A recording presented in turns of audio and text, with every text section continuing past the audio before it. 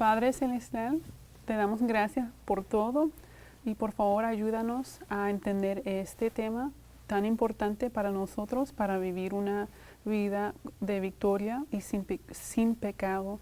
Por favor ayúdame a compartir este mensaje con sencillez y claramente a tu pueblo. Y en el nombre de Jesucristo oro. Amén. Bueno, en la primera parte de este estudio estamos hablando de la naturaleza del hombre y de las pasiones inferiores, las facultades superiores, y entendiendo que la naturaleza del hombre es triple, contiene las facultades físicas, intelectuales y morales. Y anteriormente no lo puse, pero aquí lo voy a poner, que las facultades físicas son los sentimientos, los pensamientos, los afectos, los deseos. Intelectuales son el entendimiento, el conocimiento, y morales tienen que ver con la conciencia y la voluntad. Y tenemos que entender nuevamente que la voluntad es el poder que gobierna, y tenemos que entender la verdadera fuerza de la voluntad, y tenemos que elegir o decidir o escoger o aceptar o someternos a Dios. Bueno, vamos a continuar con este estudio y vamos a hablar del Evangelio eterno. Y vamos a empezar con una cita de Mensajes Selectos, tomo 2, página 121. Y dice: el mensaje proclamado por el ángel que volaba por en medio del cielo es el Evangelio eterno, el mismo Evangelio que fue declarado en el Edén, cuando Dios le dijo a la serpiente: y pondré enemistad entre ti y la mujer, y entre tu simiente y la simiente suya. Esta te herirá en la cabeza, y tú le herirás en el calcañar. Y vamos a leer a Génesis capítulo 3, versículo 15. Y dice, nuevamente, porque ya lo leímos en el estudio anterior, dice: y pondré enemistad entre ti y la mujer, y entre tu simiente y la simiente suya. Esta te herirá en la cabeza, y tú le herirás en el calcañar. Una profecía. Esta cita viene del Conflicto de los Siglos, página 497, y dice: el espíritu que mató a Cristo mueve a los malos a destruir a sus discípulos, pero ya lo había predicho la primera profecía. Enemistad pondré entre ti y la mujer, y entre tu simiente y la simiente suya, y así acontecerá hasta el fin de los tiempos.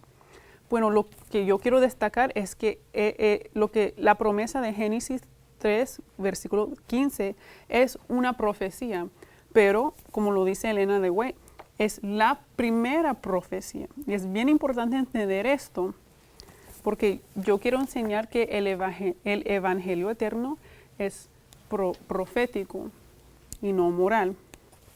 Mira, en Youth and Structure, el 22 de febrero de 1900, el Evangelio, el primer sermón evangélico fue predicado en el Edén, cuando Dios le dijo a la serpiente: y pondré enemistad entre ti y la mujer, y entre tu simiente y la simiente suya. Esta te herirá en la cabeza, y tú le herirás en el calcañar. El evangelio profético. Y esto viene de El Otro Poder, página 29. Nuestra lección para el momento presente es cómo podemos entender y presentar más claramente el evangelio que Cristo en persona le dio a Juan en la isla de Patmos. Ese evangelio que se presenta como la revelación de Jesucristo. Hemos de presentar a nuestro pueblo una clara explicación del Apocalipsis. Hemos de darles la palabra de Dios tal como es, con tan pocas explicaciones nuestras como sea posible. La siguiente cita dice: escudriñe las Escrituras como nunca antes todo el que profese creer que el Señor viene pronto, pues Satanás está determinado a probar todo artificio posible para mantener a las almas en tinieblas y cegar las mentes para que no vean los peligros de los tiempos en que vivimos. Estudie su Biblia cada creyente con oración ferviente para que pueda ser iluminado por el Espíritu Santo en cuanto a lo que es verdad, a fin de que pueda saber más de Dios y de Jesucristo a quien Él ha enviado. Escudriñad las verdades como si fueran tesoros escondidos y chasquead al enemigo. El tiempo de prueba está precisamente delante de nosotros, pues el fuerte pregón del tercer ángel ya ha comenzado en la revelación de la justicia de Cristo, el Redentor que perdona los pecados. Este es el comienzo de la luz del ángel cuya gloria llenará toda la tierra. Esto es así, porque la obra de cada uno a quien ha llegado el mensaje de amonestación es la de exaltar a Jesús, presentarlo al mundo tal como está revelado en figuras y bosquejado en símbolos, tal como es manifestado en la revelación de los profetas, tal como es revelado en las lecciones dadas a sus discípulos y en los milagros maravillosos efectuados para los hijos de los hombres. Escudriñad las Escrituras, pues ellas son las que dan testimonio de Cristo. Y esto viene de Mensajes Selectos, tomo 1, página 425. Y lo que yo quiero destacar es nuevamente que el Evangelio eterno es profético, no es moral.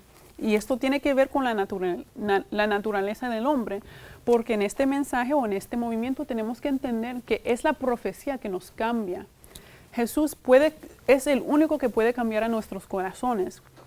Y eso necesita que tenemos que entender que el Evangelio es profético, porque es la profecía que nos cambia.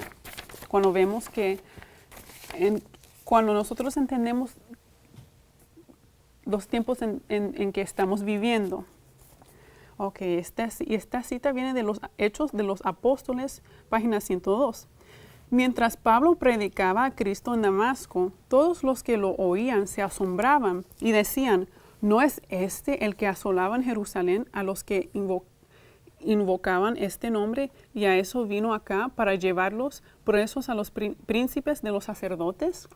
Pablo declaraba que su cambio de fe no había sido provocado por impulso o fanatismo, sino por una evidencia abrumadora. Nota eso, que su cambio de fe, al presentar el Evangelio, trataba de exponer con claridad las profecías relativas al primer advenimiento de Cristo.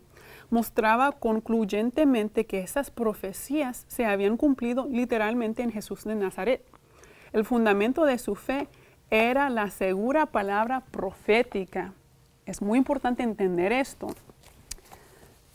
La siguiente cita viene de El deseado de todas las gentes, página 201. El tiempo de la venida de Cristo, su ungimiento por el Espíritu Santo, su muerte y la proclamación del Evangelio a los gentiles habían sido indicados en forma definida. Era privilegio del pueblo judío comprender estas profecías y reconocer su cumplimiento en la misión de Jesús. Cristo instó a sus discípulos a reconocer la importancia del estudio de la profecía, refiriéndose a la que fue dada a Daniel con respecto a su tiempo. Dijo, el que lee entienda. Después de su resurrección, explicó a los discípulos en todos los profetas lo que de él decían. El Salvador había hablado por medio de todos los profetas. El Espíritu de Cristo que estaba en ellos pronunciaba las aflicciones que habían de venir a Cristo y las glorias después de ellas. Los discípulos estaban por salir como testigos de Cristo para declarar al mundo lo que habían visto y oído de Él.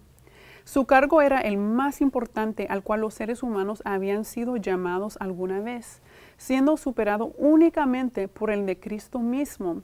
Habían de ser colaboradores con Dios para la salvación de los hombres, como en el Antiguo Testamento los 12 patriarcas eran los representantes de Israel, así los 12 apóstoles son los representantes de la iglesia evangélica. Esto viene de los Hechos de los Apóstoles, página 16. Y vamos a leer Apocalipsis capítulo 19, versículo 10. Apocalipsis capítulo 19, versículo 10 nos dice que yo me postré a sus pies para adorarle, y él me dijo, mira, no lo hagas, yo soy consiervo tuyo y de tus hermanos que retienen el testimonio de Jesús. Adora a Dios, porque el testimonio de Jesús es ¿qué? Es el espíritu de la profecía. Es la voz de Cristo que habla por los patriarcas y los profetas desde los días de Adán hasta las escenas finales del tiempo. El Salvador se revela en el Antiguo Testamento tan claramente como en el Nuevo. Es la luz del pasado profético, lo que presenta la vida de Cristo y las enseñanzas del Nuevo Testamento con claridad y belleza. Los milagros de Cristo son una prueba de su divinidad, pero una prueba aún más categórica de que Él es el Redentor del mundo se halla al comparar las profecías del Antiguo Testamento con la historia del Nuevo. Y esto viene de El deseado de todas las gentes, página 740. Entonces les abrió el entendimiento para que comprendiesen las Escrituras. Antes de esta apertura de comprensión, los discípulos no habían entendido el significado espiritual de lo que Cristo les había enseñado.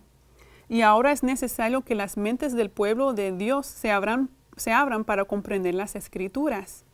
Decir que un pasaje significa simplemente esto y nada más, que no debe atribuir a las palabras de Cristo un significado más amplio que el que tenemos en el pasado, es decir, lo que no es impulsado por el Espíritu de Dios.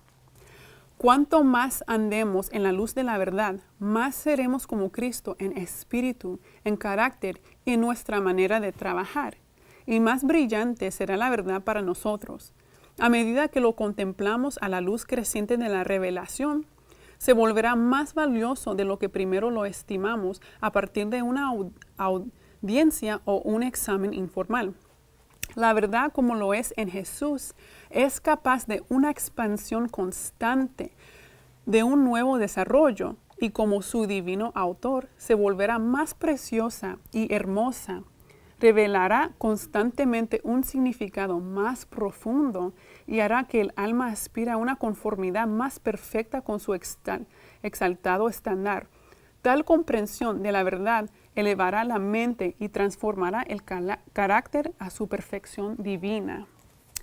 Todo el sistema de la religión judía era el Evangelio de Cristo presentado en tipos y símbolos. Entonces, ¿qué tan inapropiado fue para aquellos que estaban bajo la administración judía rechazar y crucificar a aquel que fue el creador y fundamento de lo que decían creer? ¿En qué cometieron el error? Se equivocaron al no creer lo que los profetas habían dicho con respecto a Cristo. Pero mira esto nuevamente, todo el sistema de la religión judía era el Evangelio de Cristo presentado en tipos y símbolos. Y en las citas anteriores vimos que el Evangelio eterno es profético. Y aquí se equivocaron los judíos. Se equivocaron al no creer lo que los profetas habían dicho con respecto a Cristo, para que se cumpliese la palabra del profeta Isaías que dijo, Señor, ¿quién ha creído a nuestro anuncio? ¿Y a quién se ha revelado el brazo del Señor?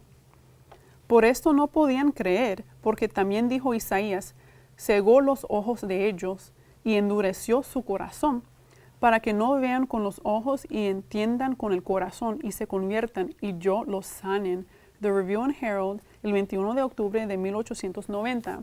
Entonces, es muy importante entender que el Evangelio eterno es profético. Es muy importante entender esto porque sabemos que nosotros no podemos cambiar nuestros corazones. Podemos escoger, decidir, aceptar, someternos y tenemos que trabajar a través de un servicio de amor.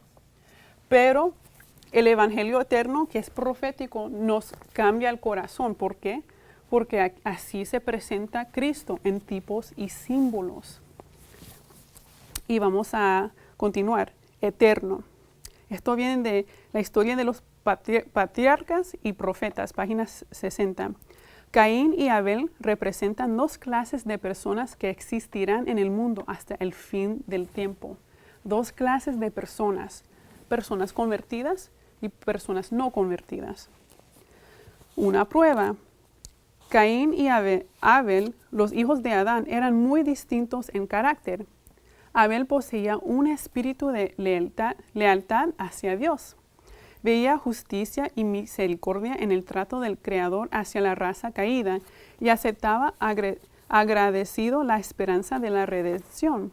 Pero Caín abrigaba sentimientos de rebelión y murmuraba contra Dios a causa de la maldición pronunciada sobre la tierra y sobre la raza humana por el pecado de Adán.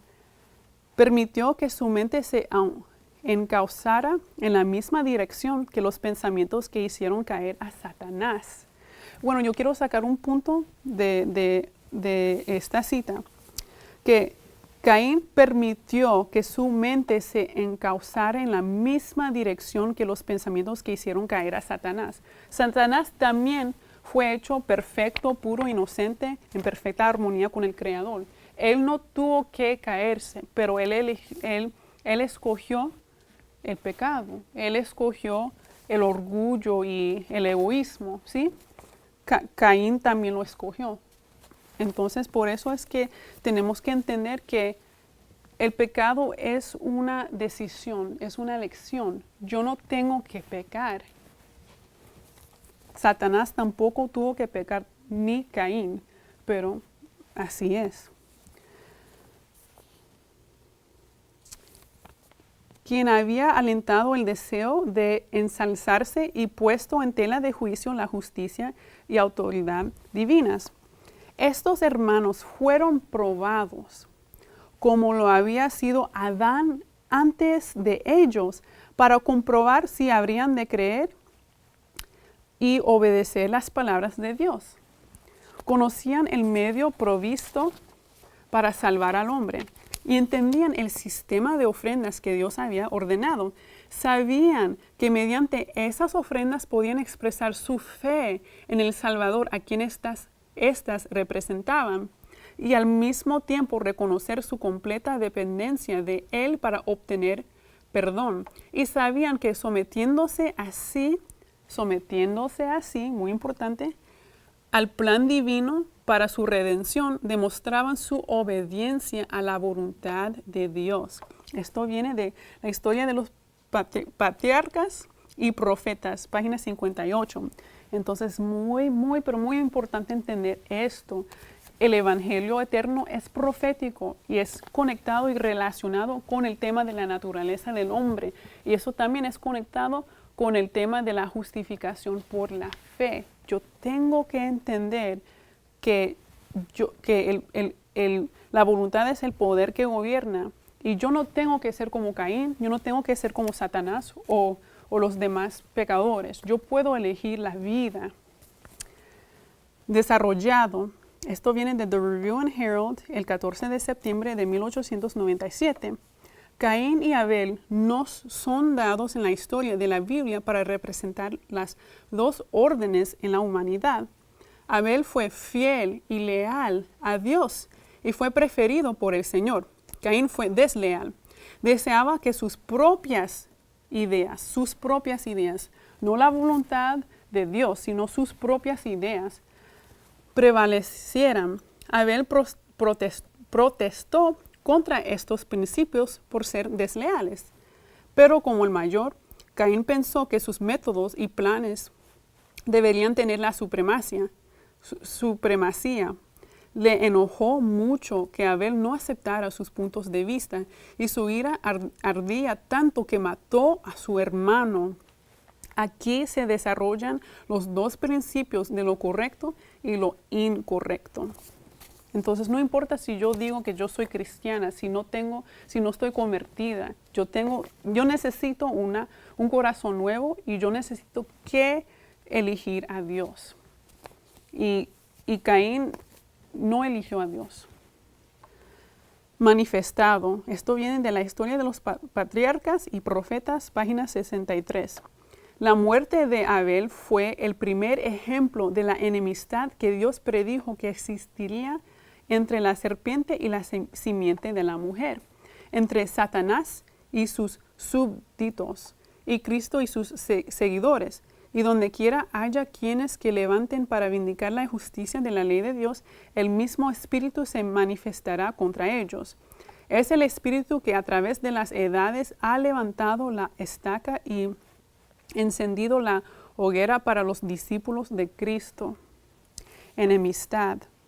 Esto viene de Mensajes Selectos, tomo 1, página 297. La enemistad a que se hace referencia en la profecía del Edén no iba a quedar restringida meramente a Satanás y al príncipe de la vida. Debía ser universal. Satanás y sus ángeles habían de sentir la enemistad de toda la humanidad. Dijo Dios, pondré enemistad entre ti y la mujer, y entre tu simiente y la simiente suya. Esta te herirá en la cabeza y tú le herirás en el calcañar. Génesis 3, versículo 15. La enemistad puesta entre la simiente de la serpiente y la simiente de la mujer era sobrenatural. Y iremos a Filipenses, capítulo 2, versículo 5. Filipenses.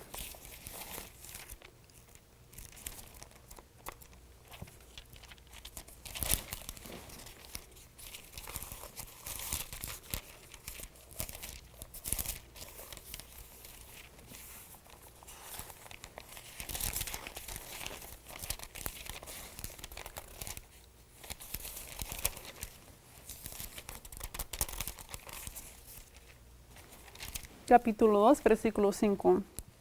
Y dice, haya pues en vosotros este sentir que hubo también en Cristo Jesús. Y también iremos a Romanos capítulo 8, versículos 6 al 7. Romanos capítulo 8, versículos 6 al 7.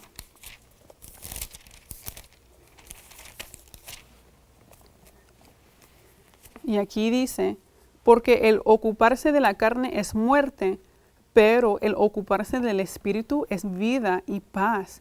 Por cuanto los designios de la carne son enemistad contra Dios, porque no se sujetan a la ley de Dios, ni tampoco pueden. Entonces es importante entender que sí, es normal tener pasiones inferiores o facultades inferiores, pero yo tengo que dejar que mi mente se ocupa de cosas celestiales, cosas espirituales, ¿sí? Y no ser como Caín ni Satanás. Entonces vamos a ver unos ejemplos en Pedro. Esto viene de Palabras de Vida del Gran Maestro, página 117. El fariseo y el publicano representan las dos grandes clases en que se dividen los que adoran a Dios. Sus dos primeros representantes son los dos primeros niños, Caín y Abel, que nacieron en el mundo. Y miremos a Pedro como un ejemplo. Pedro, el fariseo. Padres, esto viene de Palabras de Vida del Gran Maestro, página 118. En la historia del apóstol Pedro hay una lección para cada una de las clases representadas por el fariseo y el publicano.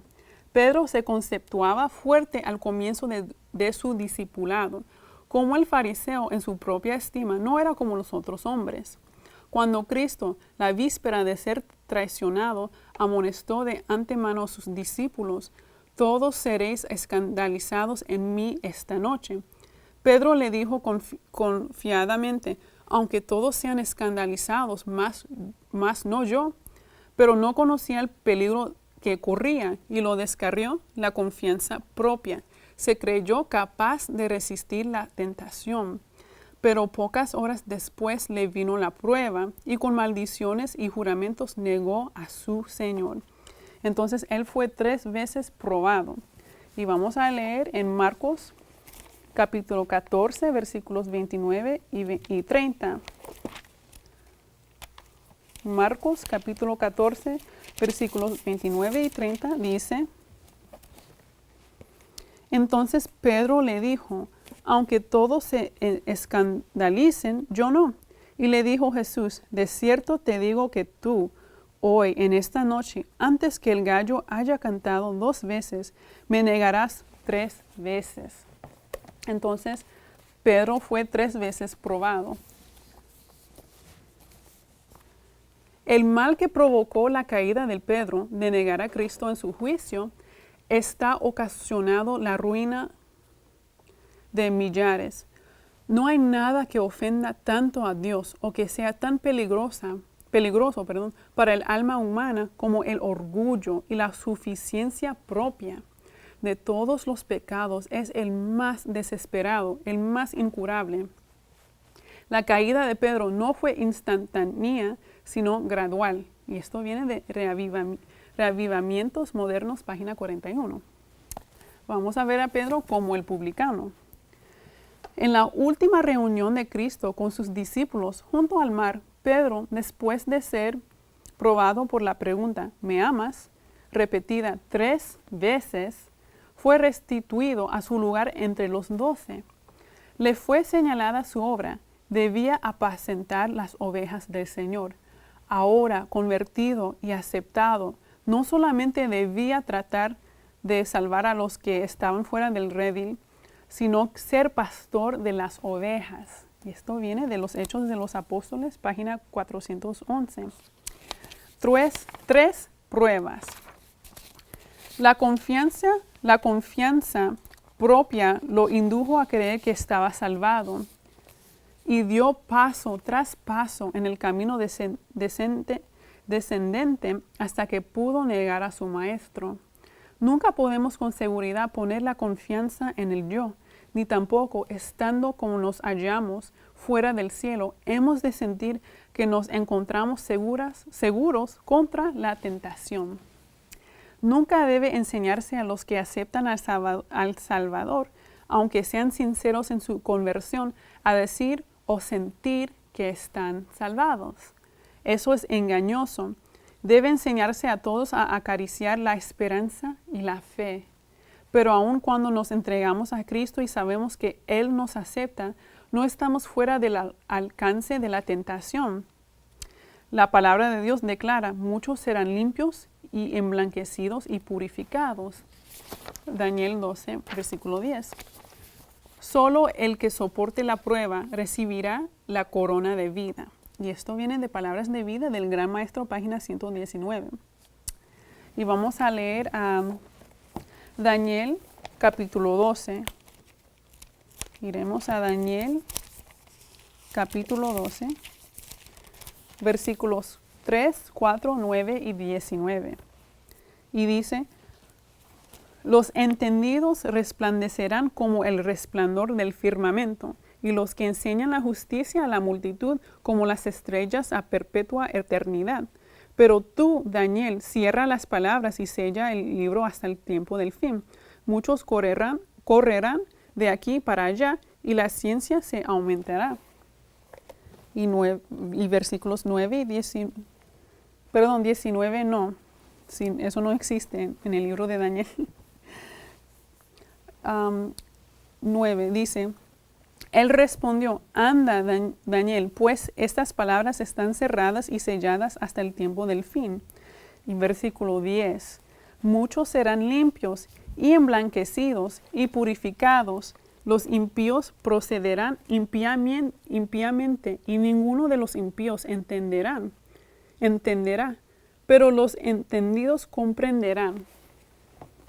Y también Oseas capítulo 4, versículo 6. Oseas capítulo 4, versículo 6 dice: mi pueblo fue destruido porque le faltó conocimiento. Por cuanto desechaste el conocimiento, yo te echaré del sacerdocio y porque olvidaste la ley de tu Dios, también yo me olvidaré de tus hijos. Muchos de los que salieron a recibir al esposo bajo los mensajes del primer y segundo ángeles rechazaron el tercero, el último mensaje de prueba que se dará al mundo, y se tomará una posición similar cuando se haga el último llamado. Cada especificación de esta parábola debe ser estudiada cuidadosamente. ¿Estamos representados por las vírgenes sabias o insensatas? Entonces, como dijo Elena de White anteriormente en las otras citas, dijo que solamente hay dos clases en el mundo. Y esto viene de The Review and Herald el 31 de octubre de 1899. Y vamos a continuar con Apocalipsis capítulo 14, versículos 6 al 9. Y dice: vi volar por en medio del cielo a otro ángel que tenía el evangelio eterno para predicarlo a los moradores de la tierra, a toda nación, tribu, lengua y pueblo, diciendo a gran voz: temed a Dios y dadle gloria, porque la hora de su juicio ha llegado, y adorad a aquel que hizo el cielo, la tierra, el mar y las fuentes de las aguas. Otro ángel le siguió, diciendo: ha caído Babilonia, la gran ciudad, porque ha hecho beber a todas las naciones del vino del furor de su fornicación. Y el tercer ángel lo siguió, diciendo a gran voz: si alguno adora a la bestia y a su imagen, y recibe la marca en su frente o en su mano. Bueno, también tengo que seguir con el versículo 10 para terminar con este punto. Él también beberá del vino de la ira de Dios, que ha sido vaciado puro en el cáliz de su ira, y será atormentado con fuego y azufre delante de los santos ángeles y del Cordero. Y también iremos a Juan, capítulo 16, versículo 8. Juan, capítulo 16, versículo 8.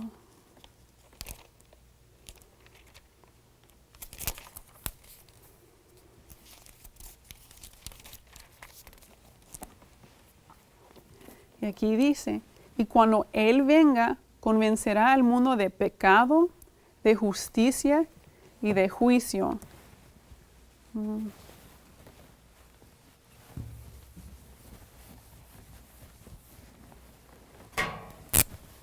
Pecado,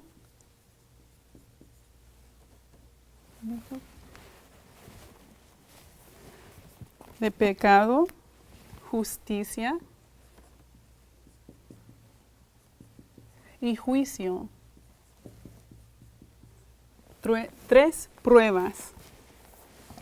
Y también iremos a Salmos 77, versículo 13. Salmos 77, versículo 13.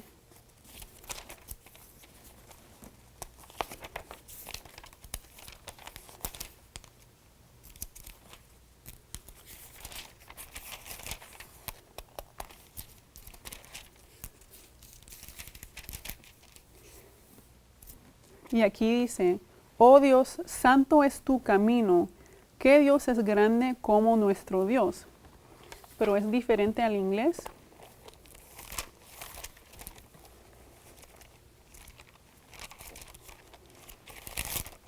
En el español no lo tiene como lo tienen en el inglés. ¿Qué dice? Lo voy a traducir ahora mismo. Dice: oh Dios, tu camino es en el santuario. Tu camino es en el santuario, que Dios es grande como nuestro Dios. Porque en el español no tiene la palabra el santuario. Y es muy importante entender eso también.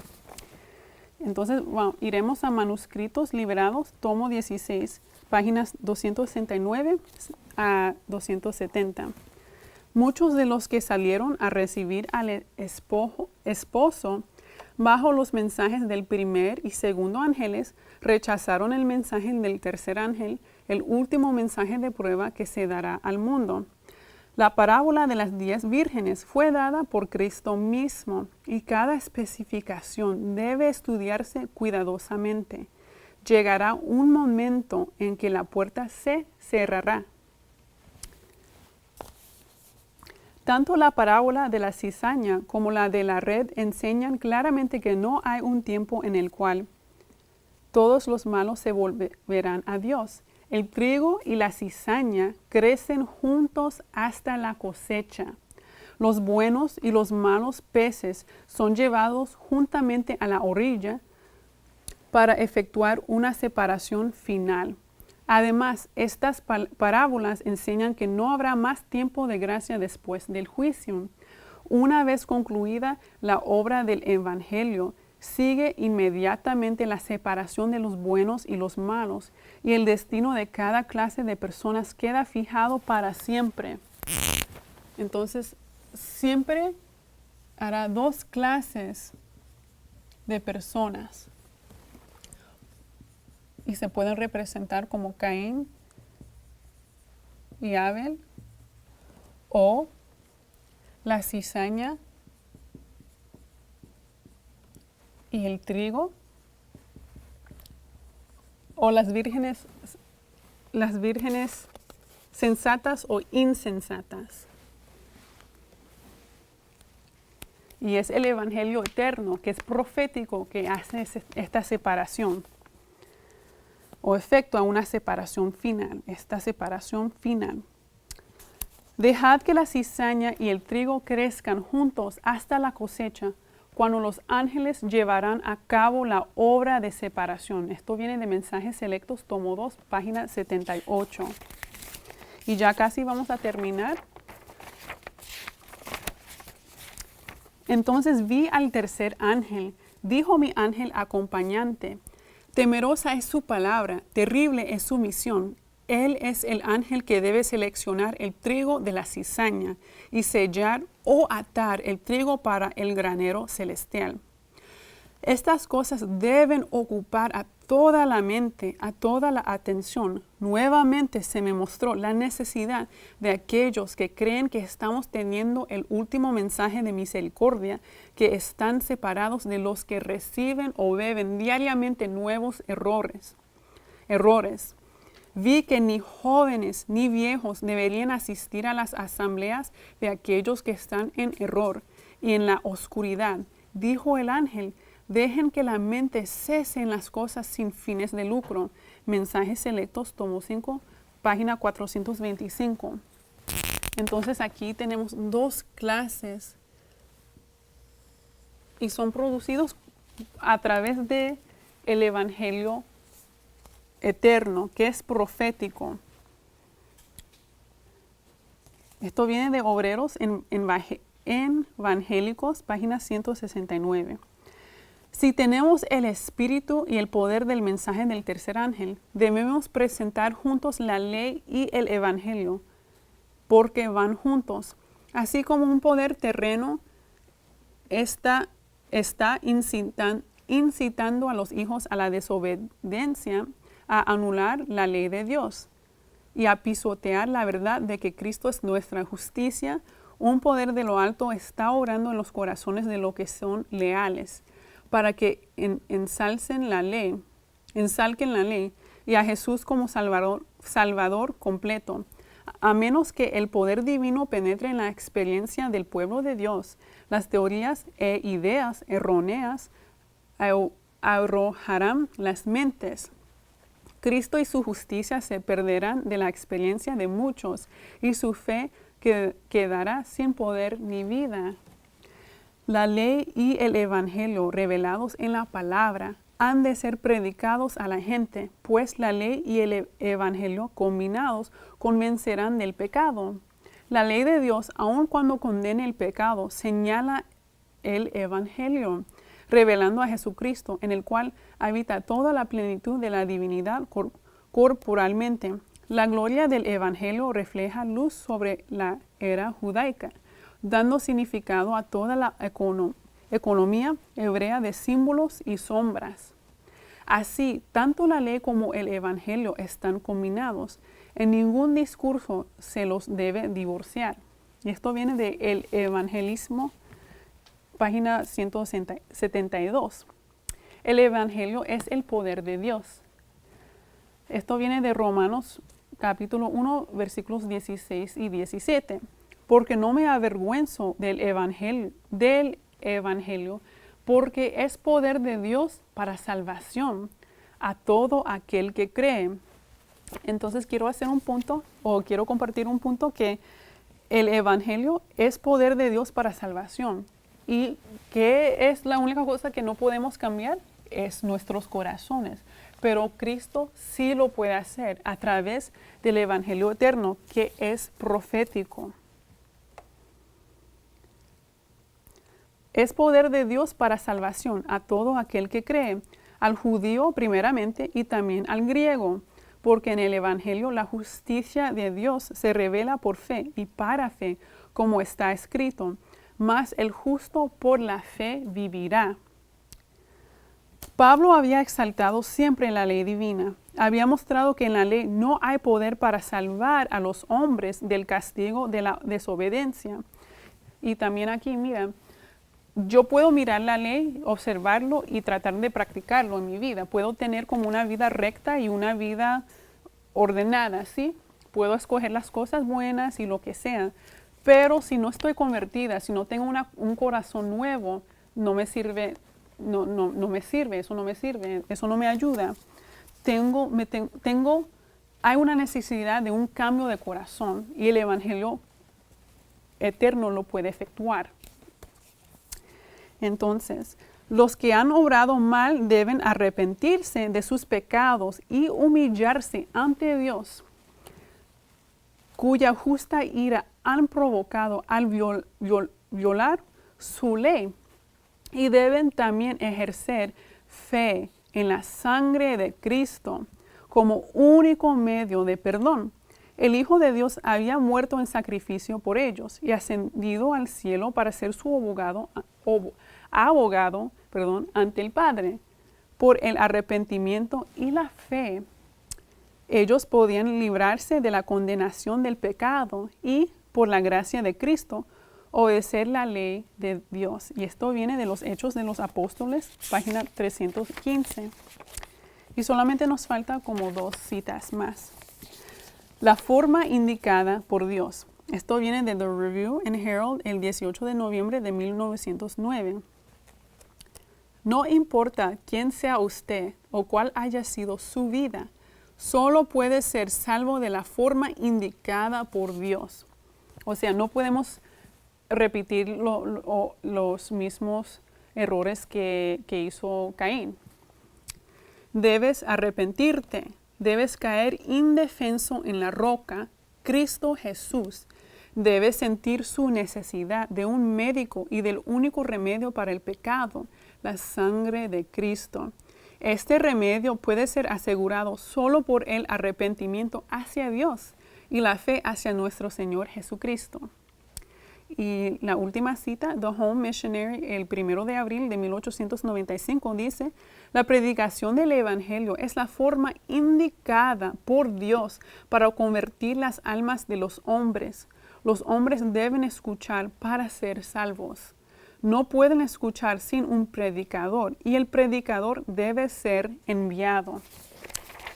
Entonces, en la primera parte, el tema en general es la naturaleza del hombre. En la primera parte yo quería enseñar de qué consiste un hombre. Tiene facultades superiores, tiene facultades inferiores o pasiones inferiores. Y esto en sí mismo no es pecaminoso, depende de lo que tú escoges. Pero uno tiene que entender que la voluntad es el poder que gobierna. Como leímos en la primera parte, aquí dice que en el hogar cristiano, página 112, dice que las pasiones inferiores tienen su sede en el cuerpo y obran por su medio. Las palabras carne, carnal o concupiscencias carnales abarcan la naturaleza inferior y corrupta. Por sí misma, la carne no puede obrar contra la voluntad de Dios. ¿Por qué? Porque es una decisión que uno tiene que tomar. Yo tengo que decidir a pecar, ¿sí? Entonces, antes de la caída, nuevamente, todo estaba bien en armonía con el Creador. Después, todo era pecaminoso y malvado. Pero con la promesa y la profecía, la primera profecía de Génesis, capítulo 3, versículo 15, yo puedo recuperar la piedad, yo puedo ser una nueva criatura y yo puedo dejar que Cristo reina en mi corazón. Y yo no puedo cambiar mi corazón, nadie lo puede hacer, pero podemos hacer mediante Jesucristo y con el Evangelio eterno, que nuevamente es profético. Y Cristo se puede ver en el Evangelio a través de símbolos y tipos. Y es las cosas que dijeron que fue predicho por los profetas. Entonces es muy importante entender este punto, porque hay personas que quieren saber cómo puedo vencer el pecado, cómo puedo tener una vida de victoria, cómo puedo controlarme, y es posible. Tú tienes que entender la verdadera fuerza de la voluntad y entender que no son impulsos, no es algo que no puedes controlar. Tienes que tomar la decisión, ¿sí? Y someterte a la voluntad de Cristo y de Dios, y Él te ayudará. Entonces sí es posible tener una vida recta, una vida convertida, todo lo que Dios nos ha prometido. Entonces ya vamos a terminar con esta parte de nuestro estudio. Padre Celestial, gracias por todo, gracias por ayudarme, y espero que esto sea una bendición para tu pueblo, y espero que tú puedes, que esto va por todo el mundo, y que esto sea algo ayudador para tu pueblo. Y por favor, ayúdanos anímanos a estudiar este tema con más fervor. Y gracias por todo, y en el nombre de Jesucristo. Amén.